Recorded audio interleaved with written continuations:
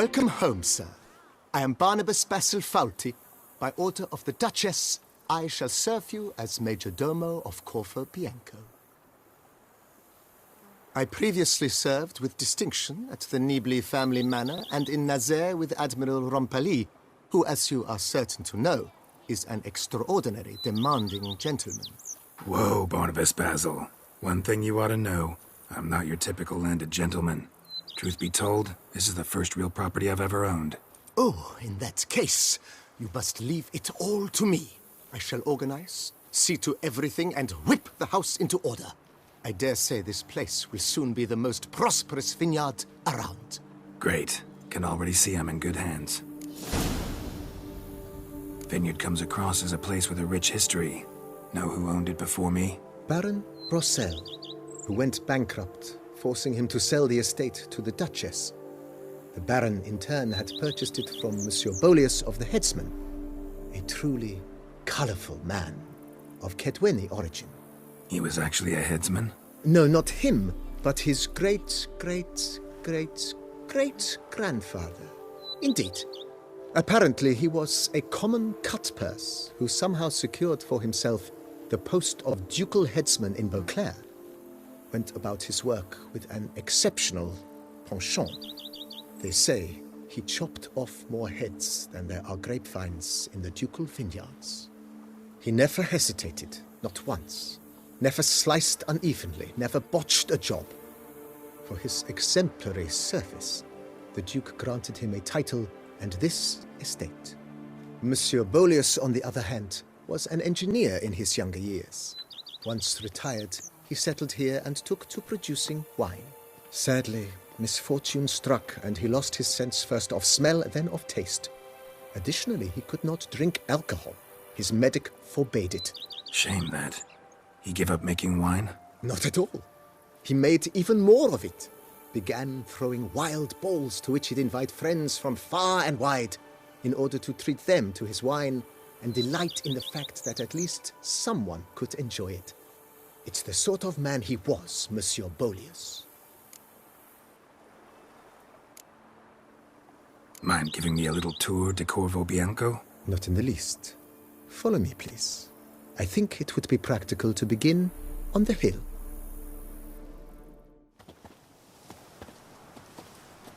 Behold, sir, your estate in all its splendor. Pretty vast. Indeed. And now, sir, allow me to show you a handful of interesting details. Follow me, please. Been a major domo all your life? Yes, I come from a long line of major domos. My father was a major domo, as was my grandfather before him, as was my great-aunt. In fact, she was the one to start the tradition. Great-aunt? A hard woman. It is said that already as a child, she knew where she was going and went there. When she arrived in Beauclair, she signed on as a chambermaid at one of the vineyards, then slowly worked her way up to major domo. She dragged the rest of the family up the same path. Love, youth, adventure. The servants' quarters. I occupy the green home. With the Duchess's permission, I have hired a full staff. Their salaries to be paid from the ducal treasury. Nice of her. Not the most sightly part of the estate, I admit. But I think it's worthwhile for you as master of the domain to know where the help stays. But a few drops of wine, and lo and behold, I see better. Baron Rossel ordered the vines in this part of the estate uprooted and olive groves planted in their place. They look beautiful, especially come spring. Don't look at all bad now, either.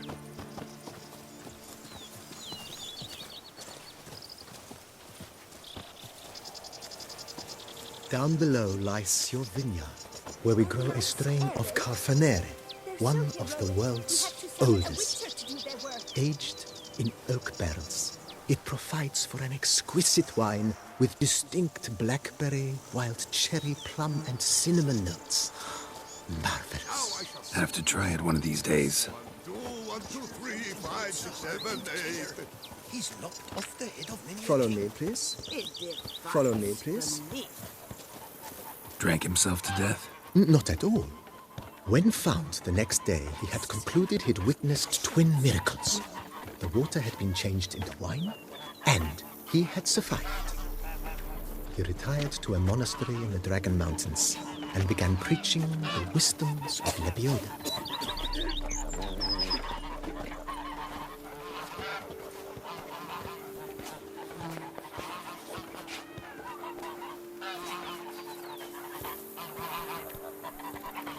Follow me, please.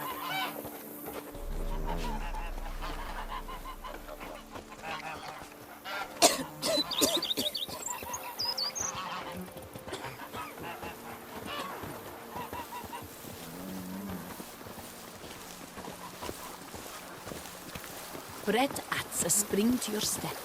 Wine adorns your head with thorns.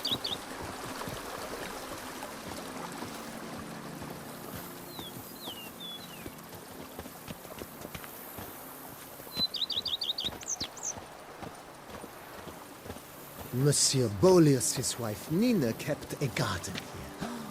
A supremely lovely place it was. Bit neglected now. I agree.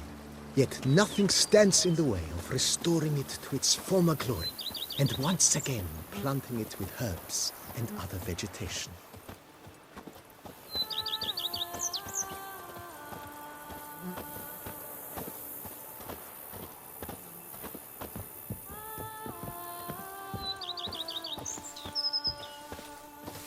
Madame Nina planted diminutive, delicate flowers and herbs here. One might say their aroma still hangs in the air. You're quite the romantic, Barnabas Basil. Follow me, please.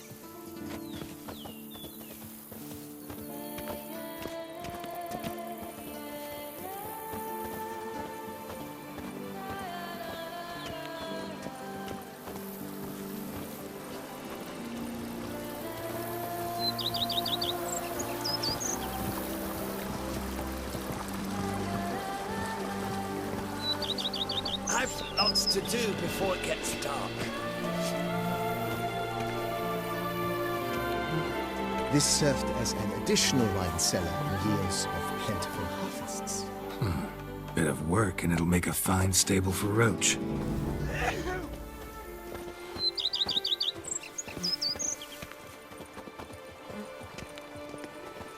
The Dutch is small, but do you know any who's not heard The of cellars, a voila. During Monsieur Boleus's time, wine was kept here, but Baron Rossel used it to store olive oil as well. I took the liberty of cleaning up the mess, which... I made while fighting the Bruxa. Thanks, Barnabas Basil. Appreciate it.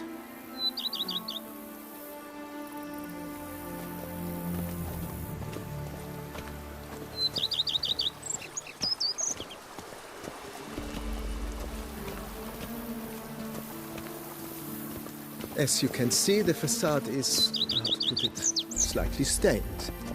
But one cannot deny it, a certain subtle southern charm. True, though it could use a bit of subtle paint. Follow me, please. Diddly snaps! My back aches something horrid! And welcome inside.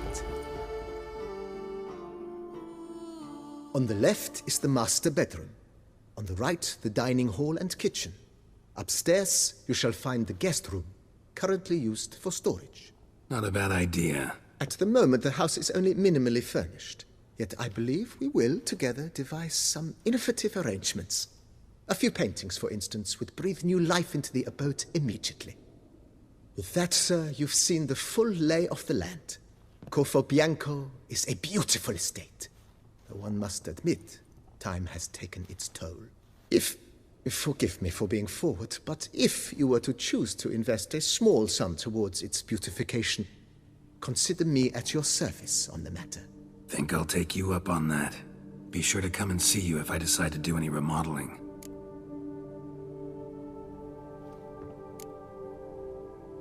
Vineyard comes across as a place with a rich history. Know who owned it before me?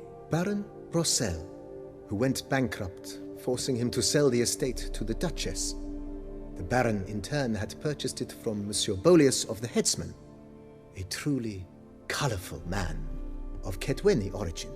He was actually a headsman? No, not him, but his great-great-great-great-grandfather. Indeed. Apparently, he was a common cutpurse who somehow secured for himself the post of ducal headsman in Beauclair. Went about his work with an exceptional penchant. They say he chopped off more heads than there are grapevines in the ducal vineyards. He never hesitated, not once. Never sliced unevenly, never botched a job. For his exemplary service, the Duke granted him a title and this estate. Monsieur Bolius, on the other hand, was an engineer in his younger years. Once retired, he settled here and took to producing wine. Sadly, misfortune struck and he lost his sense first of smell, then of taste. Additionally, he could not drink alcohol. His medic forbade it. Shame that. He gave up making wine? Not at all. He made even more of it.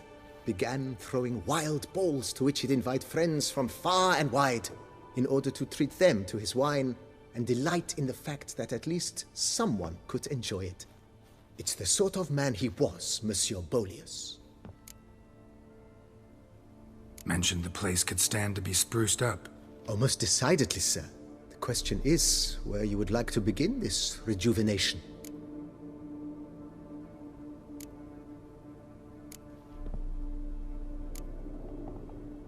Got these spacious grounds. But maybe it's time to make them more... useful. Oh, yes. We certainly should. The way I see things, given your trade, sir, you would be wise to put in a grindstone and an armorer's table. A good way to start things off, don't you think?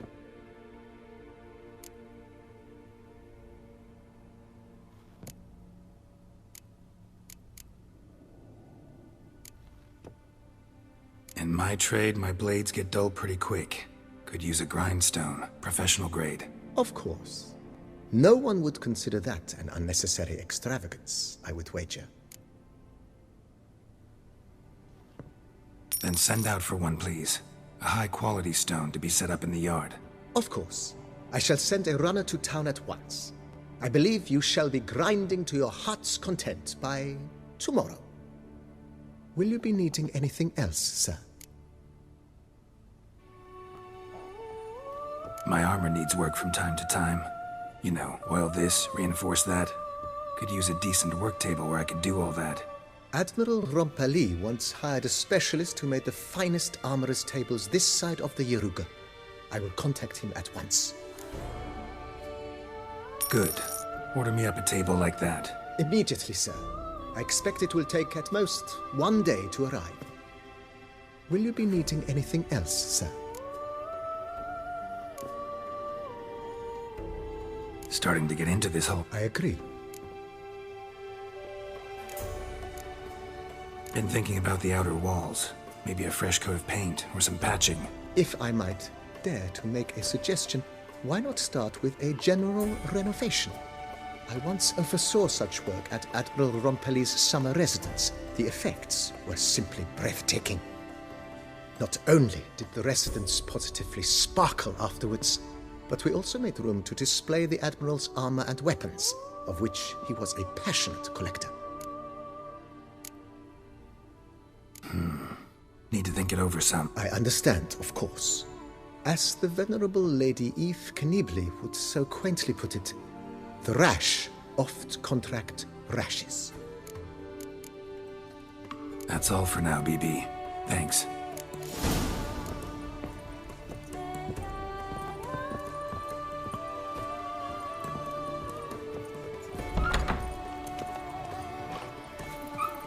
Shits.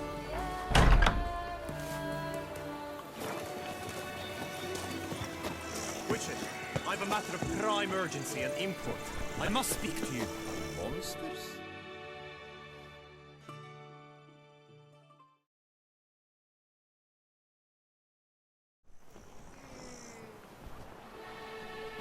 Your wound. Feeling better?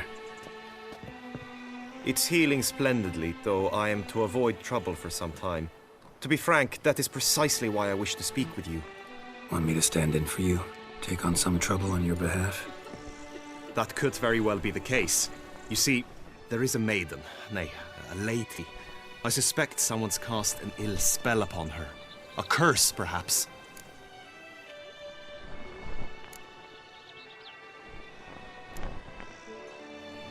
What makes you think she might be cursed?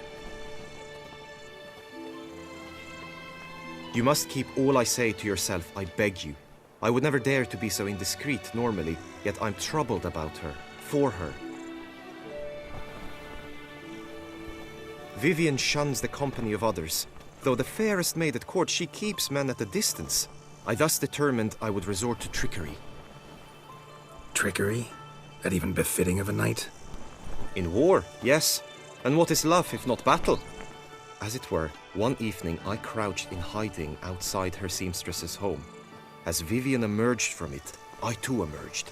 Ever so gently but convincingly collided with her, then promptly offered to escort her home. She consented. At first, all augured well. I proposed a more scenic route. She agreed. I made kindly forays into conversation, and she even began to respond as we neared the end of our route. Then suddenly, mid-speech, from her mouth there flew a most hideous shriek. I stopped stone cold in my tracks while she turned red, then promptly ran off. I did not give chase that time. I attempted to approach her on several ensuing occasions, to learn what had happened, for I feared she had become entangled in some trouble. I noted that often, come night, she ventures into the woods, where I've seen her walk about a glade near a pool. I've striven on occasion to follow her, but lost track each time. It seemed then she'd melted into the air.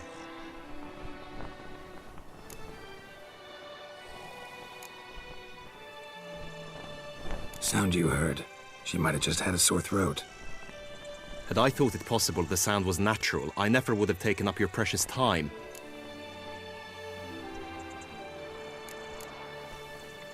Notice any other strange behavior? Additional symptoms? No, Vivienne's avoided me wholly since the first encounter. But folk gossip. What about? They say she's secretive, that no one ever sees her after dusk, that she's wont to suddenly disappear. Nothing unusual about any of that. Tell me more about Vivienne. Who is she? What's her story? She's Her Enlightened Highness's lady-in-waiting. Her mother was a lady-in-waiting, her father a knight. That is all I've learnt, for the Duchessa grows angry when asked about her. Vivienne spends her days within the palace walls. Yet we are in luck, for she has been named the tourney's patroness this year. Thus, each participant will be granted an audience with her. Got a problem then. See, I'm not a participant. I've devised a solution already. You shall take my place in the lists and thus gain the chance to speak to her. I was looking forward to winning the tourney, very much so. Yet for Vivienne, I am prepared to sacrifice anything.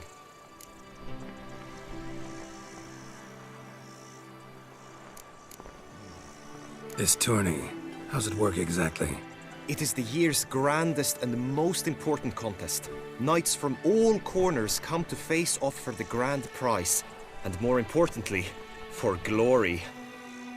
A demanding test of knightly prowess in horsemanship, marksmanship and fencing. I qualified for the first time, had great hopes of winning. Yet... Yeah, I get it. Anything for Vivienne.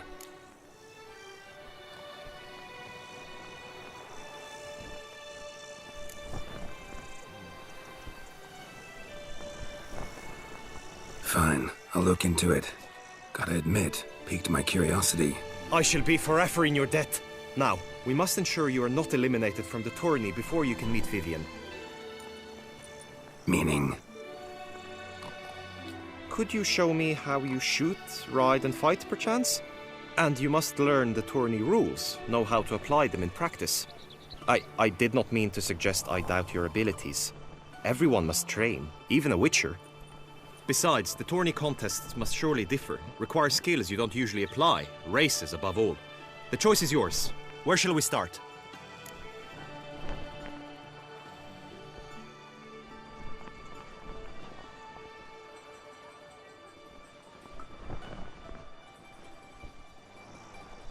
Marksmanship.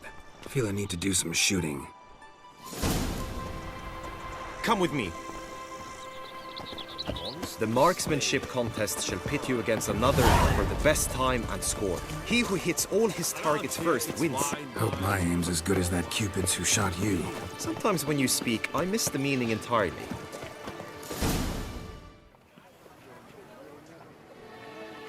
Hit the red targets.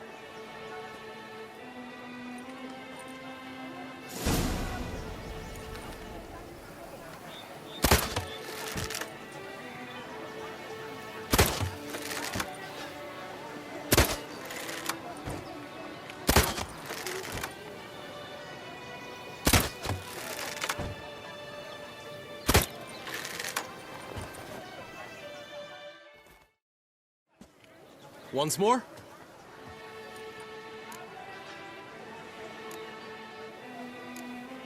Done enough shooting.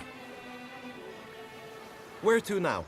If you wish to know my thoughts, were I you, I would train on the race course ahead of all else. Let's do some riding. Roach will like that. Excellent idea. Come with me. The tourney's race differs from others you might have taken part in. You shall not ride against any opponent. How's it a race at all, then? It's a race against time.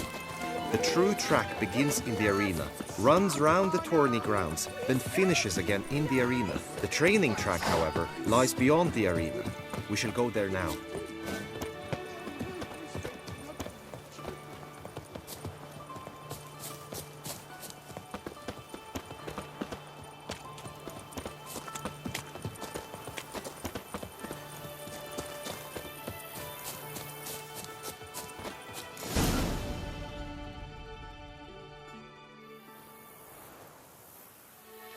All is ready. Now listen, for it can be quite a challenge. Along your route stand dummies and targets. The dummies you may cut with your blade. The targets you must hit from your crossbow. The time you have to complete the course shall increase each time you land a strike, be it with blade or bolt. It may sound simple enough, yet I've seen many a knight fail this contest and hang his head in shame. During the race proper, judges throughout the course shall tally your points. For now you may ride unperturbed by those matters.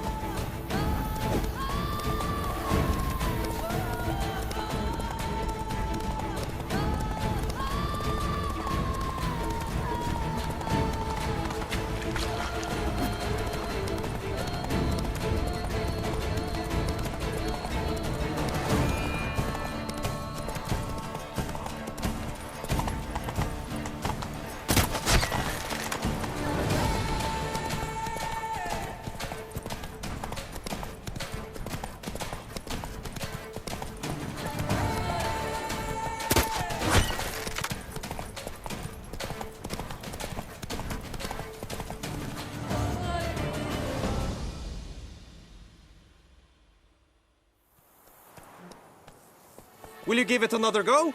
I can set out more dummies. Had enough. Rather not wear my horse down before the real race. Where to now? Be nice to swing, do some footwork, work up a sweat. Very well. We shall practice infantry combat, one-on-one. Each knight opts for his own method. Rainfarn, for instance, fights halberd in hand. Come with me. You will team with other knights to fight. The clash simulates a true skirmish during battle. Come the end, you shall fight a duel. It will determine your place on the podium. I always liked the duels the best, but now I can think only of my Vivian. In the end, it is good you will replace me. I sense I would simply be distracted this time. The gods have sent a beast as punishment for our sins. We have ceased to succor. Who do my eyes spy if not Bors? Where have you observed he's taking you last, brother? Hail, Percy. You must know I've embarked on a quest of true wonder. A horde of challenges. Stand at the center of the training ground. A knight will approach and challenge you.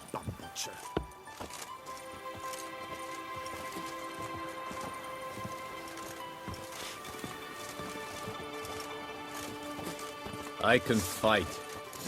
I'll show you, you rascalian! From the right! Come on, come closer.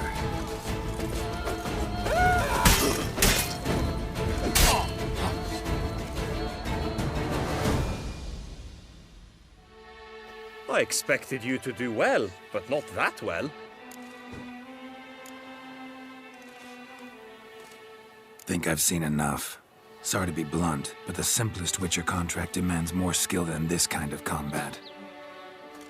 Now you must go to the inscription tent. Honor and glory are all true and good, but your scrolls must be in order. Suddenly she is very unkind. Just unto the knight returned from his days at war, yet the last for whom he pined. He's no hero. That's the Butcher. Hey!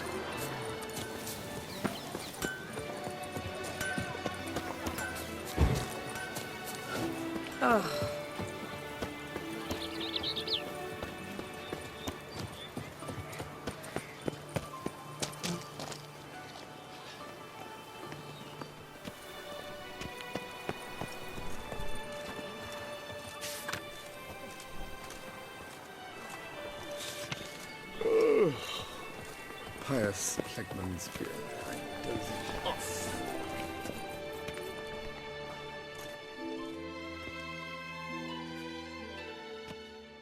Greetings.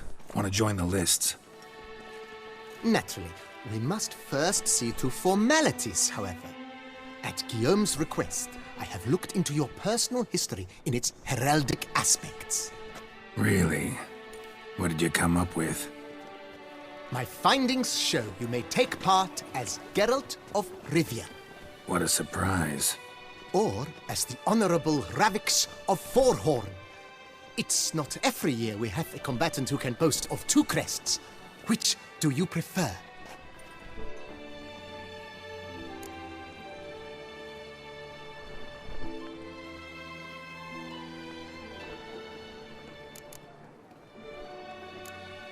Kinda curious what you could have learned about Geralt of Rivia. In the year 1267, a certain Geralt, a member of the Witches' Guild, was knighted by Queen Meve and dubbed Geralt of Rivia. This was in honor of his distinguished service at the Battle of the Bridge, said structure spanning the Yaruga. But I wager you know of which battle I speak. Yeah, those were the days. Cahir and I led a fistful of Nordlings against an entire Nilfgaardian battalion. Won that battle just because we absolutely had to cross the river.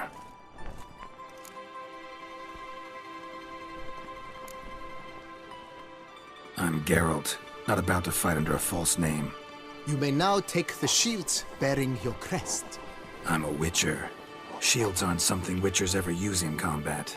Who mentioned using it in combat? Not I. The shield commemorates your participation in the tourney. You may take it as a souvenir. In that case, thanks. Have you been instructed as to the tourney's challenges, prizes, and vows? If not, I do hope you will allow me to tell you about them.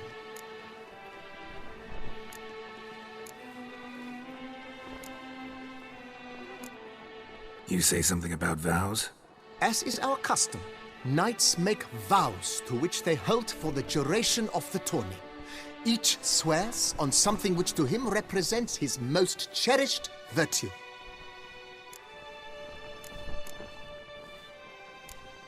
Gonna come right out with it. I'm a sucker for prizes. The winner of each contest shall receive a trophy. Whoever has the best result once all contests have played out shall face last year's champion in a final duel for glory and the title. Should you defeat the reigning champion, the grand prize will be yours.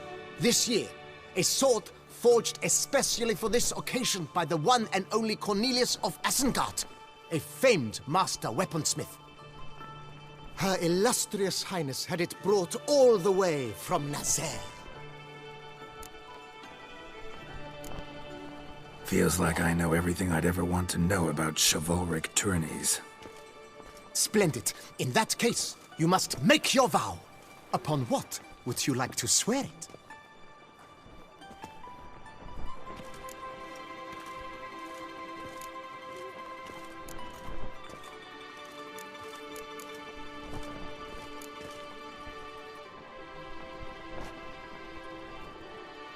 I vow on the love of my lady, Triss Merigold, to respect the chivalric virtues.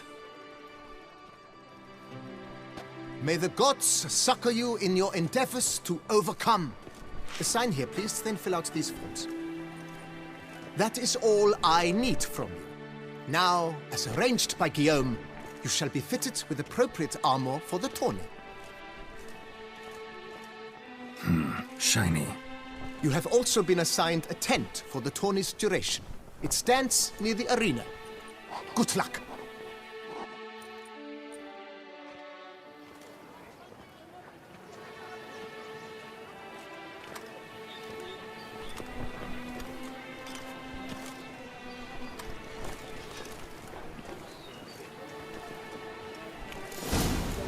The scars of that witch's visit.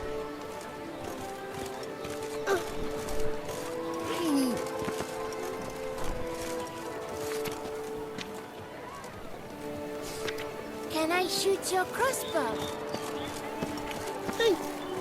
Right, Edric Grant! Duck's nipples! Get out! That's what I like. Maybe this year, pop off another onlooker. To be born into the sun is to be born again.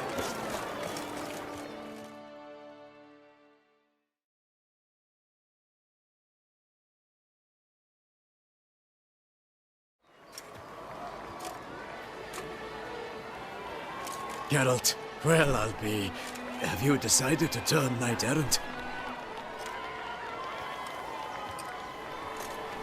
All jesting aside, here on a job. You in the tourney too? Am I? Ha! I shall square off against Rainfan of Atre. I saw him just moments ago, a nervous wreck, stuffing his nose with fish steak, no less, as if that would aid his determination. Guessing that's against the rules. But who's to tell the Nilfgaardian what to do? Listen, Geralt, I've a tip for you. The timing of your marksmanship duel is such that you shall have the sun in your eyes. Makes no difference to me either way. Nor will it give you any pleasure. Since, as it is, we must both wait, play me in a round of Gwent. Should you win, I shall swap with you. To me, a southerner, the sun is no hindrance.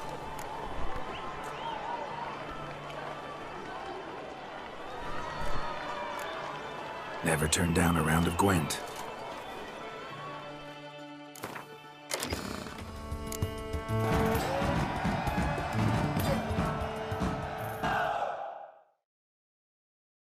I congratulate you. We shall swap as agreed. We've passed the time rather nicely. Lady Vivian should appear forthwith. I'm off to face my first challenge. Good luck.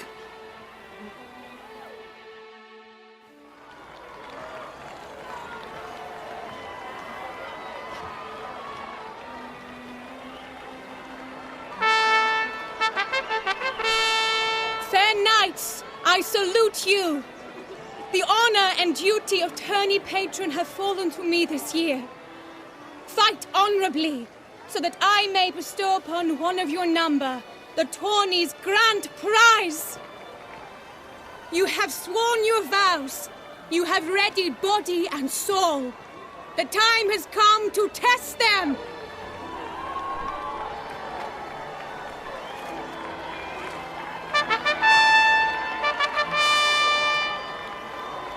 Behold Horm Akispark of the Mechtian royal line. His name's quite the mouthful, a true challenge to rhyme.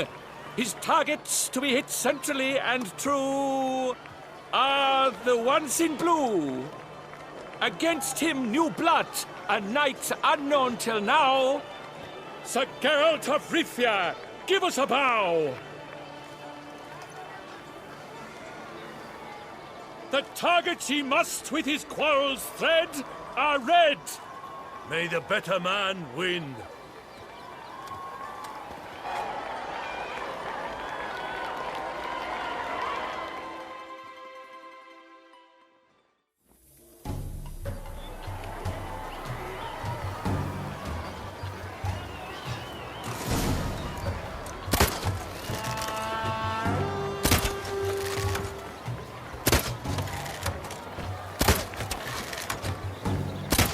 Like a lover ghostly grasping but one fair teat, Geralt's heart strewn twixt joyous victory and bitter defeat. Geralt jumps ahead.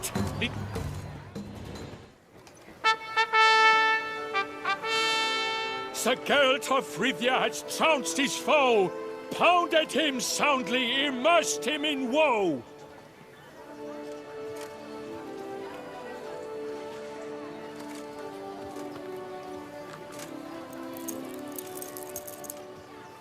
Your prize, sir. A crossbow adorned with your crest. I congratulate you. Thank you, my lady.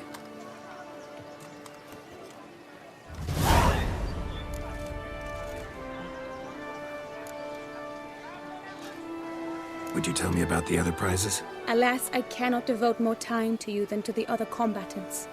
I have duties to attend to. Forgive me. My medallion's vibrating strongly. Can only mean one thing. Magic. The explanation is disappointing, I'm afraid. The fragrance I use, it's mixed by a sorceress. To lose to an opponent such as you is a victory of its own. Accept my congratulations as well. Thanks.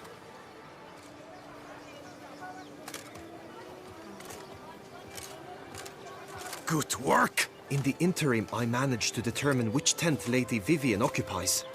Perhaps you could find a clue within it. You're right. Vivian's cursed in some way. Sensed it when she opened the tourney. In that case, we've no time to lose. Let us go.